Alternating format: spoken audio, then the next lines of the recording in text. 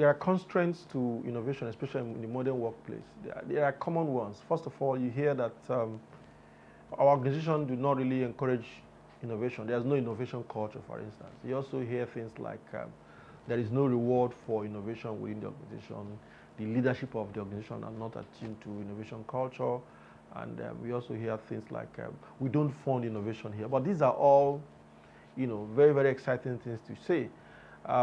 What is important is that in the age of talent and opportunities, employees, regardless of seeming limitations, must seek to improve the known and orchestrate the new.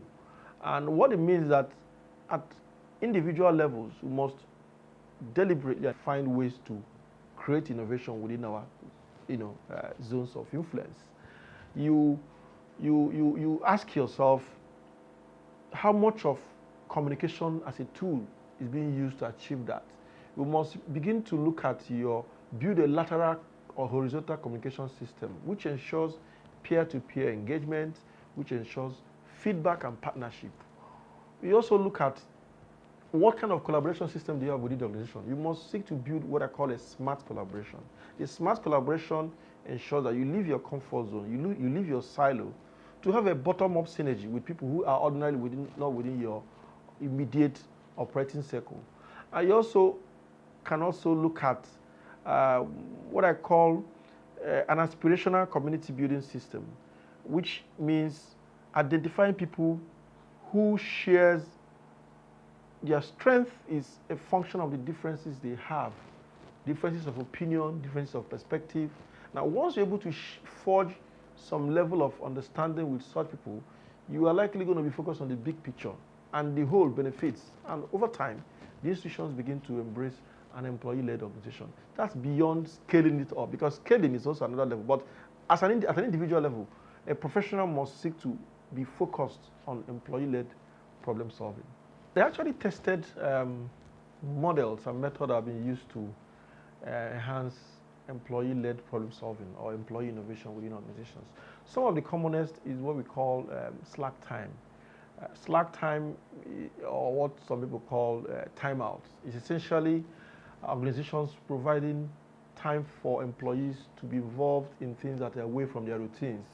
Some creative ideas they may have, they want to be able to try within the organization.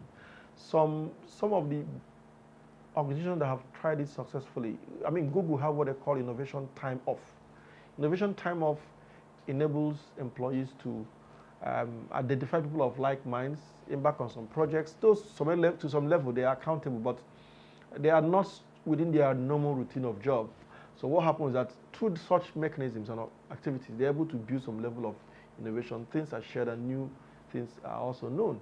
Now, the second one, which is also very popular, is what we call intramural competition. Intramural competition is as old as you can imagine. Oftentimes within the primary and post-primary schools, you see students being put in typical houses, what they call houses with different names and identity, and you build some level of cooperative competition. It's very common in sports. But if you scale it further, you can see that through such methods of allowing employees to belong to different healthy competitive groups, they're able to compete and also innovate. And things that are ordinarily do not fester begin to surface. There's a lot of value that is added when employees are being put under some level of stressful competition, things they ordinarily wouldn't have done, they begin to do it.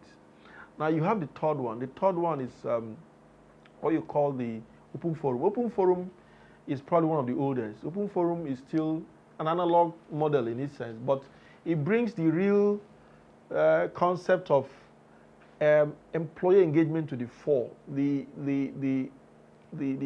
human element of employee engagement, the eye contact, the body movement, and all that. People can closely interact with each other. It comes like a Q&A, wherein the leadership of the organization are able to engage the employees, or vice versa, on very burning issues within the organization, which ordinarily wouldn't have been known for reasons of this organizational hierarchy and structure. In fact, I say that open forum is the CEO's last card. Oftentimes they come when things have gone wrong by way of firefighting to find out what has happened within the organization. But open forum has lasted and been tested over time, and I think it's something institutions should begin to make it more regular, not necessarily responding to it as a result of mood or when there is crisis. And I also want to talk about another, which is called reverse mentoring. Reverse mentoring is not very common in this part of the world, but it has become very, very essential, especially in the era of millennials, in the digital era, wherein you older and more traditional employees and professionals become mentees to the younger ones. The concept of reverse mentoring has a lot to do with technology. The digital era, where you have, in most organizations, you have the digital natives, the digital immigrants, and the baby boomers. In all of these three, the baby boomers are trailing behind.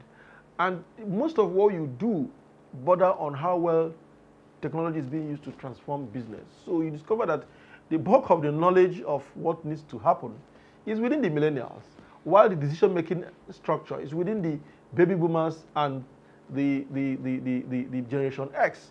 So reverse mentoring, or sometimes what they call intergenerational mentoring or cross-generational mentoring, enables organizations to be able to deal with the issue of bias, stereotyped way of dealing with each other, and over time, it begins to help institutions to be able to, embrace the issue of employee innovation.